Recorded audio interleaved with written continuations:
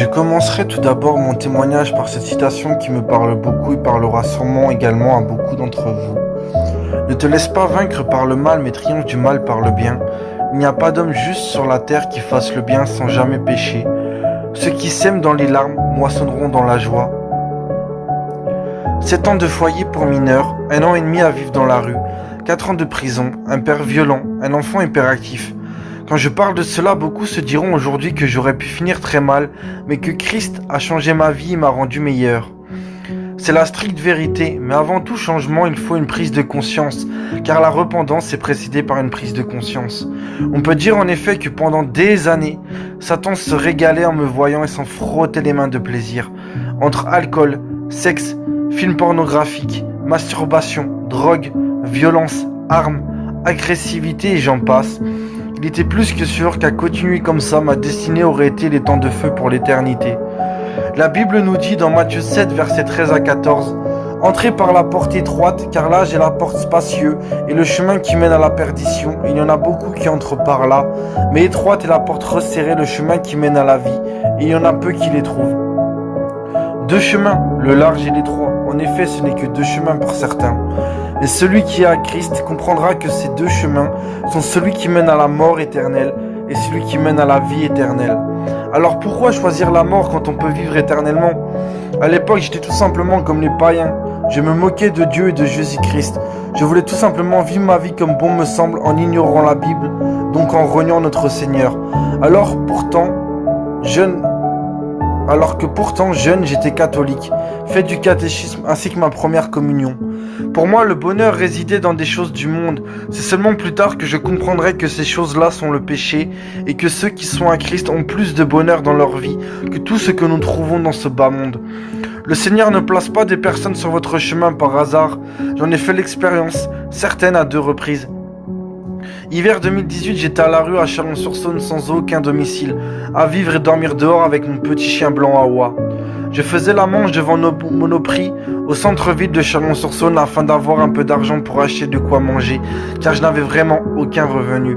Alors je vois une jeune femme à la voix douce me demander gentiment si j'ai faim et si je voulais un petit truc à manger. J'ai accepté. Cette personne m'a alors parlé un peu de Dieu. On peut dire qu'elle m'a un peu évangélisé sans que je le sache et comprenne.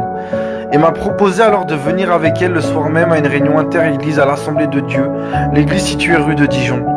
Je suis venu le soir même, puis je suis resté en contact avec cette jeune femme qui est tout simplement Aurélie. Certains se souviendront peut-être vaguement, mais je venais déjà quelques fois à la porte ouverte avant mon arrivée en février 2020. Malheureusement, j'ai fini par trouver une solution sur Dijon à l'époque, et j'ai donc quitté Chalon-sur-Saône pour au final quelques mois plus tard me retrouver à nouveau en prison pour la 3e fois. Le 17 février 2020, je suis alors sorti de prison et revenu sur Chalon-sur-Saône. J'étais sans solution et à la rue. J'ai partagé une musique que j'avais fait à l'époque sur Snapchat, un réseau social, sans me rappeler que j'avais une personne de la soupe populaire en ami sur Snapchat. C'était Alexis. Il m'a alors demandé ce que je devenais. Je lui ai expliqué que je sortais de prison, que j'étais à la rue, que je galérais à trouver une solution. Il m'a alors proposé de venir quelques jours chez lui afin de ne pas dormir dehors. Puis m'a conseillé de parler de tout ça à Philippe. Je suis donc allé voir Philippe, je ne lui ai rien caché, je lui ai tout raconté. Il m'a donné ma chance en m'hébergeant au centre de la porte ouverte et en me faisant un contrat de bénévolat. C'est maintenant où je vais être le plus honnête. Je m'intéressais alors à Dieu, de plus en plus, mais continuais à vivre dans le péché. J'ai commencé à mettre de côté la porte ouverte et certaines personnes ici présentes quand j'ai eu ma maison. Mais de la même manière que Christ vous a pardonné, pardonnez-vous aussi. J'ai fini par ouvrir les yeux et avoir comme un réveil. Au jour d'aujourd'hui, les femmes, le sexe, la drogue, l'alcool, le péché quel qu'il est, je ne veux plus en entendre parler. Ma vie est à Christ et ma vie en témoigne en effet. Depuis un petit bout de temps, j'évangélise auprès des jeunes de Chalon-sur-Saône sur les réseaux sociaux et quelquefois dans la rue. Cela faisait plusieurs mois que cette envie d'évangéliser brûlait en moi et un déclic s'est fait. Alors que j'hébergeais un ami de Dijon chez moi, je faisais la vaisselle. Je me suis alors coupé le doigt et ça saignait beaucoup. Cette personne reniflait le sang et se léchait les lèvres. Ensuite, il m'a dit « j'ai un côté vampirique ». Il avait aussi comme livre le Necronomicon, qui est un livre maudit qualifié comme étant la Bible de Satan. Et dans l'historique de mon compte YouTube sur la télé, il visionnait des vidéos et musique satanique.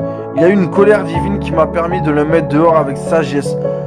Puis, pour moi, une révélation qui me disait « Tu évangéliseras auprès des jeunes de tout âge ». Je célébrais le nom de Dieu par des cantiques, je l'exalterai par des louanges.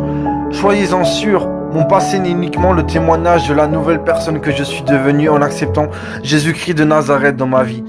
J'aimerai le Seigneur mon Dieu de tout mon cœur, de toute mon âme et de toute ma pensée. Satan, je ne t'appartiens pas. Tu as perdu le combat depuis plus de 2000 ans. Ta défaite est certaine. Les temps de feu est ta seule destinée. Gloire à l'Éternel.